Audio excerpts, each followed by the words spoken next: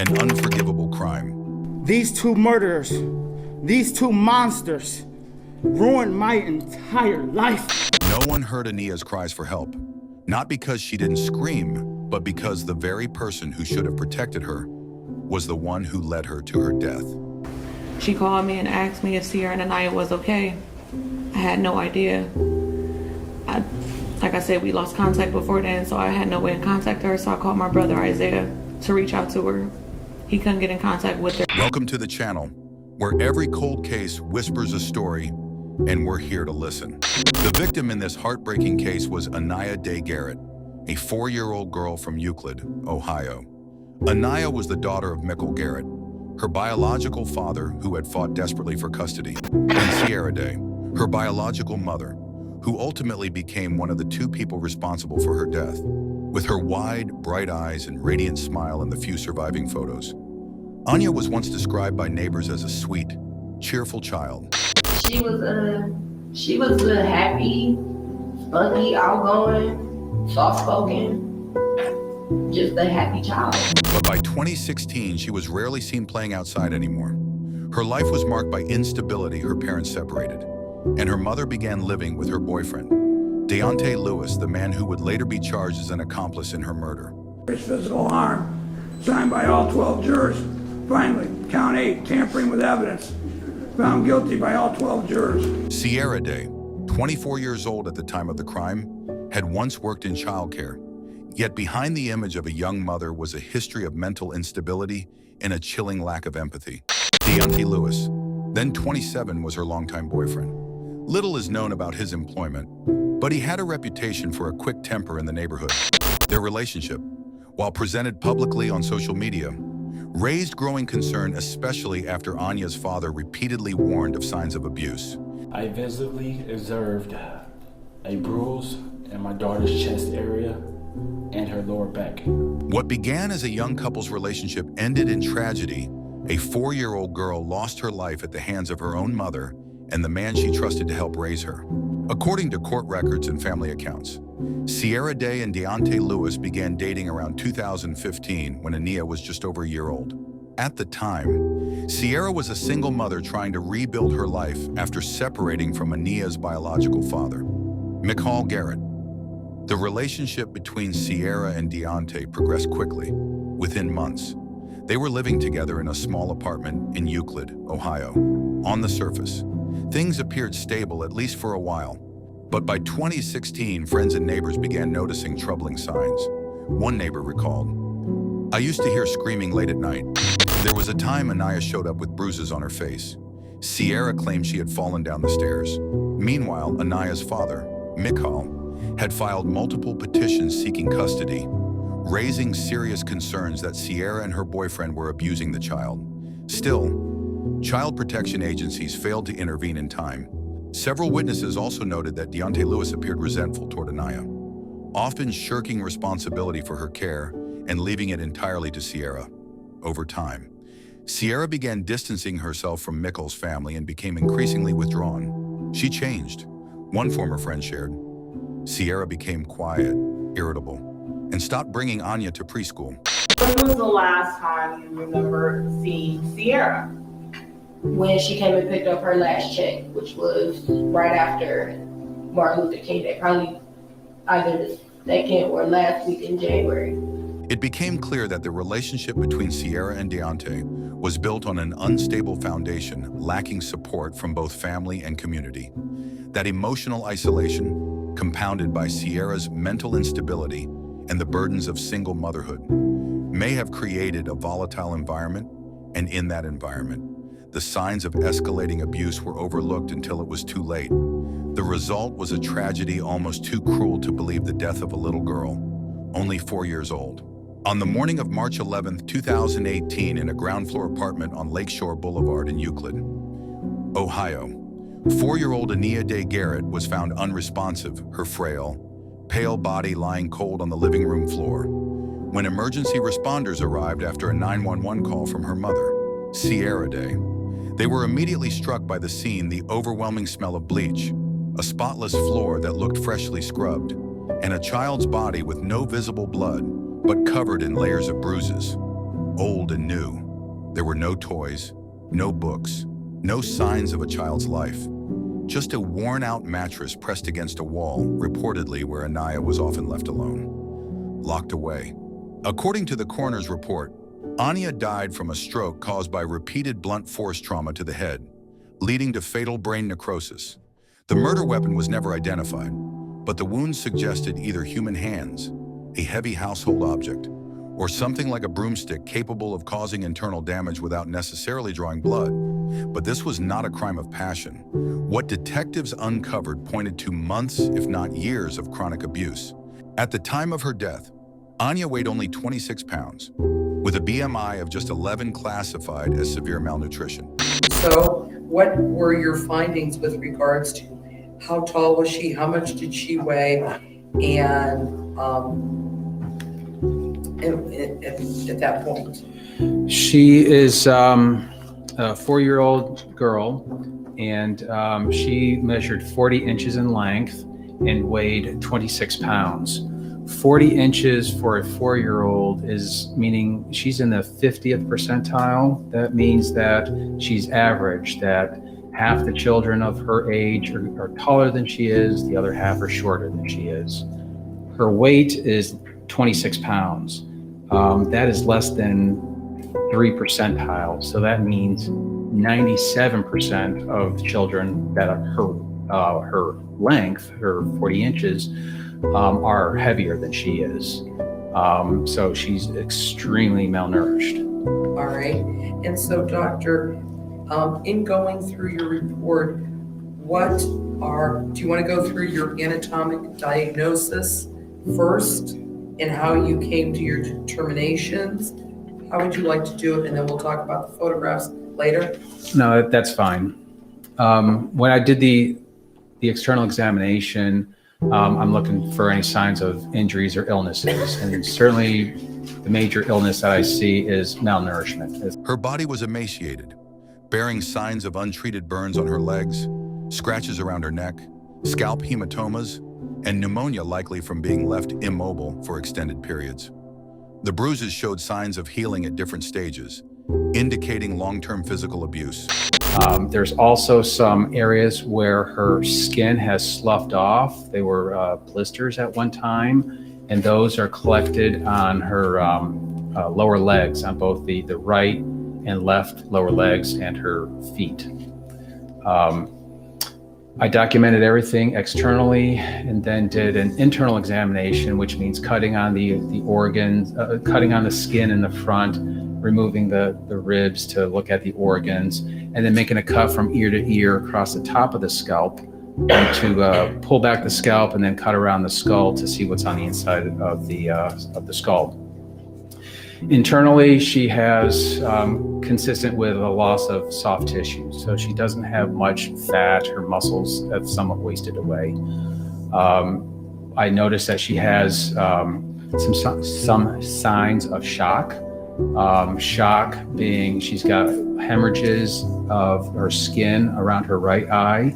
Those are called petechial hemorrhages. It's as the body is slowly dying, which is shock. She gets small hemorrhages. There's also some collapsing of her lungs, meaning she's not taking deep breaths, and so the lungs are collapsing. And she's also developed some pancreatitis, which is inflammation of the pancreas. Because she's not eating as she should be, her pancreas is starting to digest itself because it secretes enzymes, which are chemicals to break down food. She also has developed some ulcers of her stomach, also because of shock for lack of food. Those were all in her torso. I didn't see any signs of infection, any signs of broken bones, any other reason for her malnourishment. But on the inside of her head, she has evidence of previous injury. She's got the bruises I stated on the right side of her forehead. There's no injuries to the underlying skull. But on the surface of her brain, she has what's known as, she's got a healing blood clot. The medical term is a subdural hematoma. which is blood that has collected on the surface of the brain, but below the dura, which is a thin membrane that goes around the entire skull and spinal canal. Because of that hematoma or blood clot, a stroke is dead brain tissue. And all of that had happened weeks to months prior to her death. What shocked investigators even more was the timeline. When Anya slipped into unconsciousness that morning, Sierra Day and her boyfriend Deontay Lewis did not immediately call for help. Instead, they spent hours cleaning the apartment, scrubbing away evidence with bleach before finally calling 911, then fabricated a story that Ania had suffered from food poisoning. I mean, it was practically immaculate. It was very, very tidy, neat.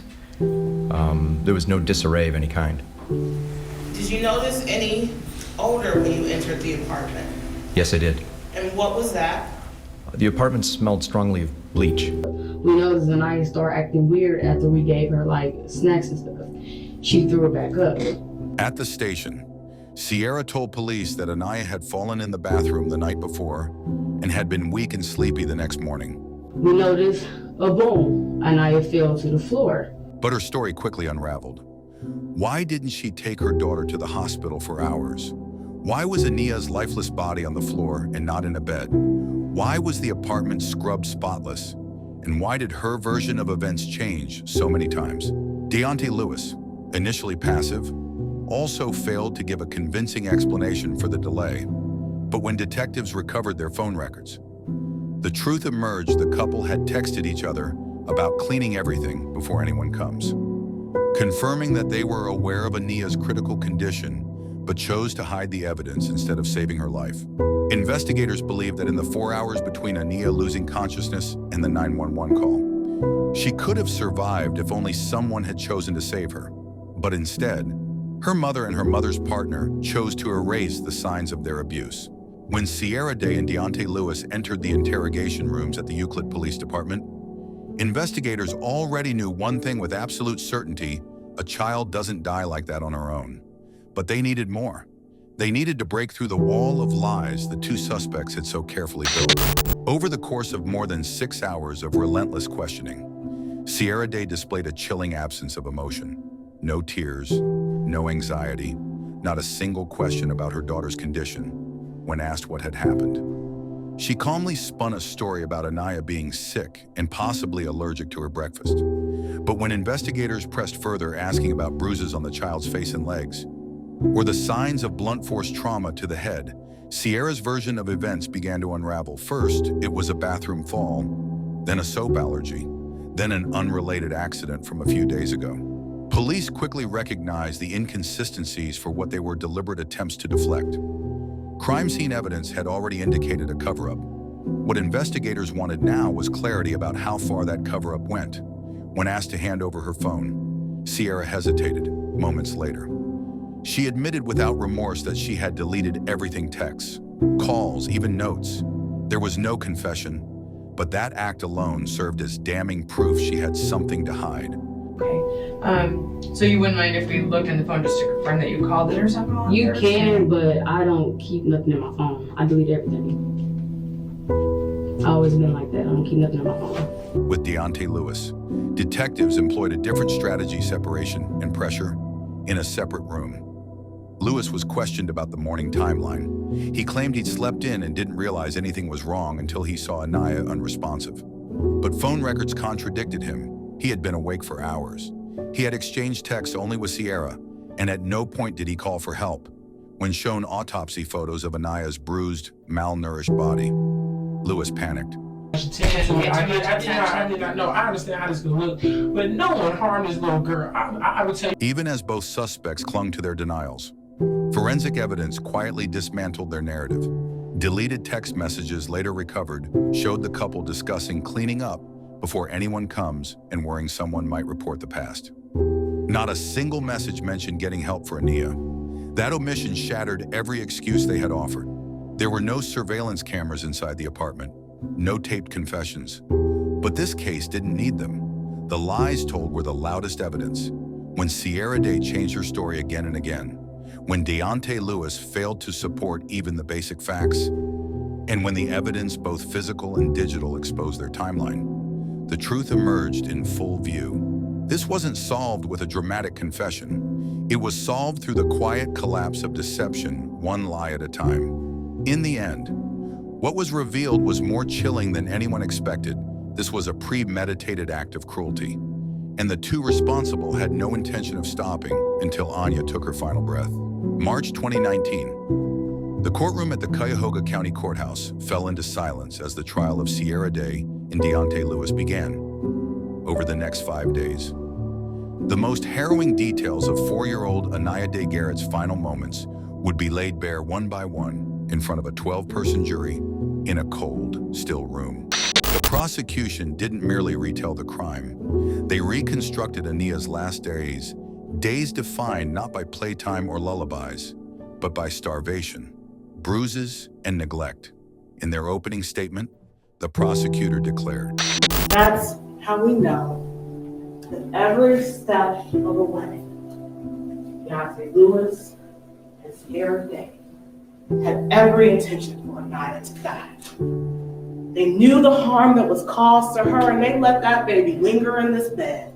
Witnesses were called. A forensic pathologist broke down every injury, none of which could have been self-inflicted. A preschool teacher tearfully recalled Anya whispering, "Mommy hits me."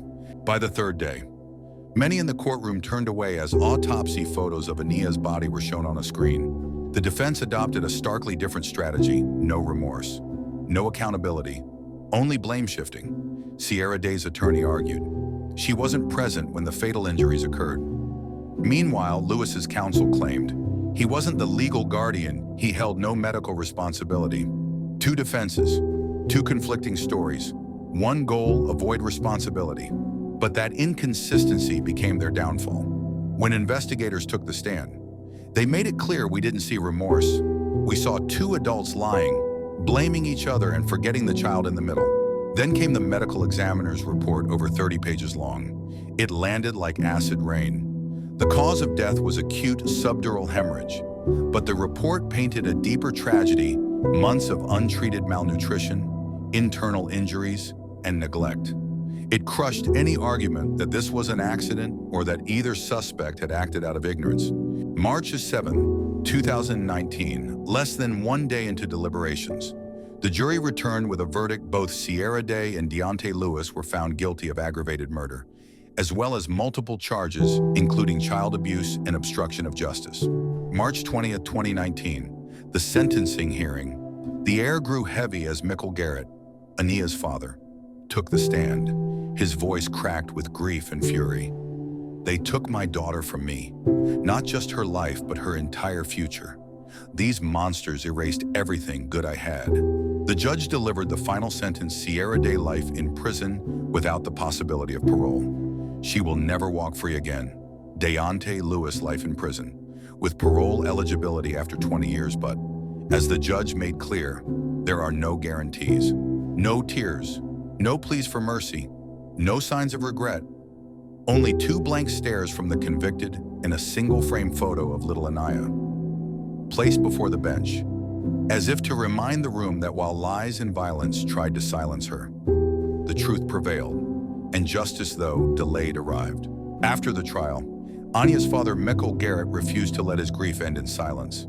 He launched a campaign called Anya's Law, pushing for urgent reform. Child protection services must intervene immediately at the first sign of abuse, even a single unexplained bruise. The proposal gained widespread support and sparked a statewide debate in Ohio. One daycare center had its license revoked for failing to report injuries in accordance with the law. Public outrage followed. How many children have to die before the system finally listens? Sierra Day never issued an apology, no final statement. A lead investigator later said, "I can't forget the look in Ania's eyes in those autopsy photos. She did speak up. People just didn't listen." Thanks for tuning in to our channel. If you're intrigued by mysteries from around the world, check out our new videos, where we dive into the gripping true crime stories. Don't miss out.